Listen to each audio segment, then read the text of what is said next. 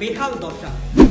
বেহালের থেকেও যদি খারাপ কিছু বাক্য থাকে সেরকমই অবস্থা। এখানকার স্টাফ তো আমাদের কিছু বলার অধিকারও নেই। এসেই তো দেখছি এইরকম অবস্থা। মানে হাসপাতালের সামনে গেলে এটাকে হাসপাতাল বলবে নাকি মানুষ কি বলবে এটা বুঝতে পারছি না। যারা এসছেন জানতে, এরকম তো কেউ কোনোদিন জানতে আসেনি। হাল ফেরাতে অ্যাকশন মোডে স্বাস্থ্য দপ্তর। এই সমস্ত বিষয়গুলো নিয়ে একটা বিপুল অঙ্কের টাকা দুর্নীতি করে। দিনের পর দিন প্রাণের ঝুঁকি নিয়ে চিকিৎসা পরিষেবা দিচ্ছেন ডাক্তারের। মানুষের জীবনের দাম তাদের কাছে একেবারেই ছিল না। হাসপাতালে বেহাল দশা, আবর্জনায় ঢেকেছে হাসপাতালে মেঝেও, ভাঙা ঘরের দরজা জানলা, খসে পড়ছে ছাদে চাঙড়ো। অন্যদিকে দেয়ালে ধরেছে ফাটল। প্রবল বৃষ্টিতেও হাসপাতালের অবস্থা অত্যন্ত করুণ। চিত্রটা দক্ষিণ 24 পরগনা জেলার মহেশতলার Akhra Netaji Subhash general and maternity হাসপাতালে। প্রশাসনিক স্তরে একাধিকবার অভিযোগ জানিয়েও সুরাহা মেলেনি। দিনের পর দিন প্রাণের ঝুঁকি নিয়ে চিকিৎসা পরিষেবা দিচ্ছেন ডাক্তারেরা। একই সঙ্গে বড় বিপদের আশঙ্কায় ভুগছেন রোগীরাও। আর এই মুহূর্তে আমি দাঁড়িয়ে রয়েছি দক্ষিণ 24 পরগনা জেলার মহেশতলার Akhra Netaji Subhash general and maternity হাসপাতালে। আমি আমার চিত্রের সঙ্গে দিকে ছবিটা দেখাতে পারবো। দেখতে পাচ্ছ একেবারে পুরো গোডাউন ঘরের মতন যে ছবি দেখতে পাচ্ছ একেবারে পুরো পড়ে রয়েছে, কিন্তু হাসপাতালের যে সমস্ত সরঞ্জাম সেই সরঞ্জাম কিন্তু ইতিমধ্যেই পড়ে রয়েছে। এবং এর পাশাপাশি তোমাকে যে ছবিটা দেখাবো দেখতেই পাচ্ছ যে যে চাঙড় খসে পড়ছে, একেবারে যে কোনো মুহূর্তে কিন্তু বিপদ ঘটতে পারে। একেবারে সেই ছবি দেখাচ্ছি, কিন্তু হাসপাতালের একেবারে বেহাল যে দশা, এই হচ্ছে সেই হাসপাতাল। মহেশতলার বুকে নেতাজি সুভাষ জেনারেল মেটার্নিটি হসপিটালের একেবারে বেহাল দশা, চাঙড় ভেঙে পড়ছে। বিষয়টা আপনি কিভাবে দেখছেন? বেহালের থেকেও যদি খারাপ কিছু বাক্য থাকে সেরকমই অবস্থা। এটা হাসপাতাল বলবো নাকি একদম কয়েক যুগ পুরনো একটা পৌর ঘর, যেখানে মানে এই ধরনের বাড়িগুলোতে দেখা যায় যে কাজ তো কিছু হয় না, পড়ে থাকতে পরিত্যক্ত বাড়ি যেগুলো বলা হয়, সেই রকম একটা জায়গায় নাকি হাসপাতাল হিসাবে কাজ হচ্ছে, হাসপাতাল যেটাকে বলছে। আর চাঙড় ভেঙে পড়া তো মানে হাসপাতালের সামনে গেলে এটাকে হাসপাতাল বলবে নাকি মানুষ কি বলবে এটা বুঝতে পারছি না। ঠিক এরকম বেহাল অবস্থা জায়গায় জায়গায়। মহেশতলার বুকে তো কোনো হাসপাতাল, সরকারি হাসপাতাল, সব থেকে বড় প্রশ্নের মধ্যে যেগুলো কথা দিয়েছিল যে সরকারি হাসপাতাল হিসাবে আসছে, এই যে কস্তুরী দাস যেটা আছে সরকারি হাসপাতাল হিসাবে আসার কথা, মানুষকে সেগুলোকে প্রতিশ্রুতি দিয়ে নিয়ে এসে পরে কিন্তু সবগুলোই বেসরকারি। কারণ সরকারি হাসপাতাল করতে গেলে তো বেসরকারি যে তৃণমূলের যেটা মূল লক্ষ্য, যেটা হচ্ছে তাদের মূল লক্ষ্য দুর্নীতি করা, এই সমস্ত বিষয়গুলো নিয়ে একটা বিপুল অঙ্কের টাকা দুর্নীতি করা, সেটা তো সরকারি হাসপাতাল যদি ঠিকঠাক করে খুলে রাখে সেটা সম্ভব না, বেসরকারিকরণ করে দিচ্ছে।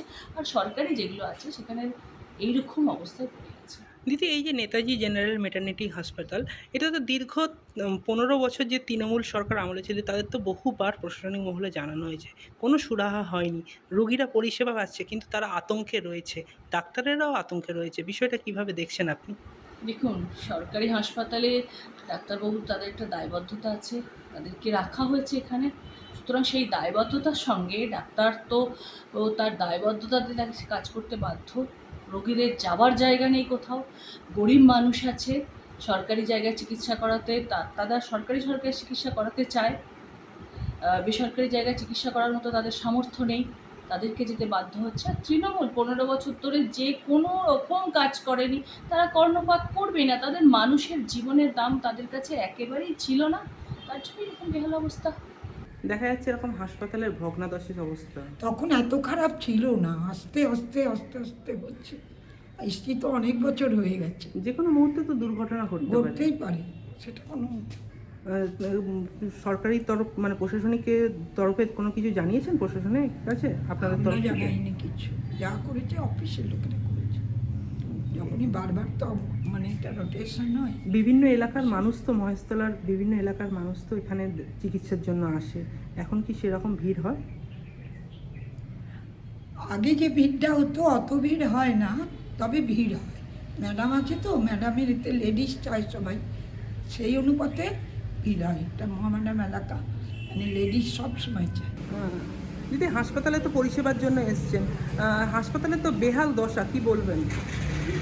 আমি তো কোনোদিন আসি না, মানে এখানে শুনেছি, আমি বাপের বাড়ি এখানে, সেই জন্য আমার একটু অসুবিধা আছে বলে অন্য জায়গায় যাওয়া, বাচ্চাকে নিয়ে যাওয়া অসুবিধা বলে সেই জন্য এখানে এসেছি। মানে এখানে এসেই তো দেখছি এইরকম অবস্থা, এর আগে তো আমি তো আসিনি কোনোদিন না। এই এখানে আসেন তো চিকিৎসা নেওয়ার জন্য, কিন্তু চিকিৎসা নেওয়ার কতটা জন্য আতঙ্কে থাকেন? তো সেটা তো এসেই তো দেখতে পাচ্ছি যে এইরকম অবস্থা। এখানে তো এইভাবে তো রুগী দেখানো তো ঠিক না, না মানে সেইভাবে পরিষেবাটা ভালো হওয়ার দরকার। যেহেতু রুগীর লোক এখানে আসবে, বাচ্চা নিয়ে এসেছি, এবার সুবিধা অসুবিধা তো এখানে হতেই পারে, সেটা তো ঠিক না। আপনি কত বছর ধরে এখানে রয়েছেন?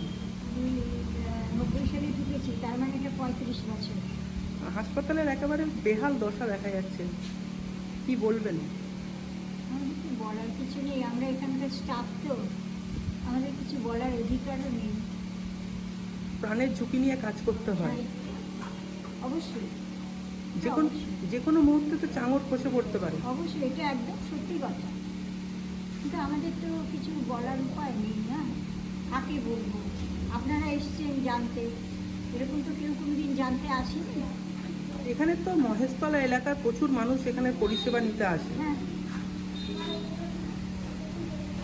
না সেরকমভাবে আমরা তো স্টাফ ধরুন, এবার এখানকার যে দায়িত্বে আছে তারা কিছু জানিয়েছেন কিনা সেটা আমি বলতে পারবো না। আমি এখানকার স্টাফ তো, পেশেন্ট পার্টি অনেক জানিয়েছে যে এরকম ভাঙাচোরা, তখন আমি বলেছি দেখুন আমরা তো স্টাফ তো, এর যে দায়িত্বে আছে তার সাথে কথা বলুন। এখন তারা কতদিন কি কথা বলেছে মালিকের সাথে আমি বলতে পারবো না।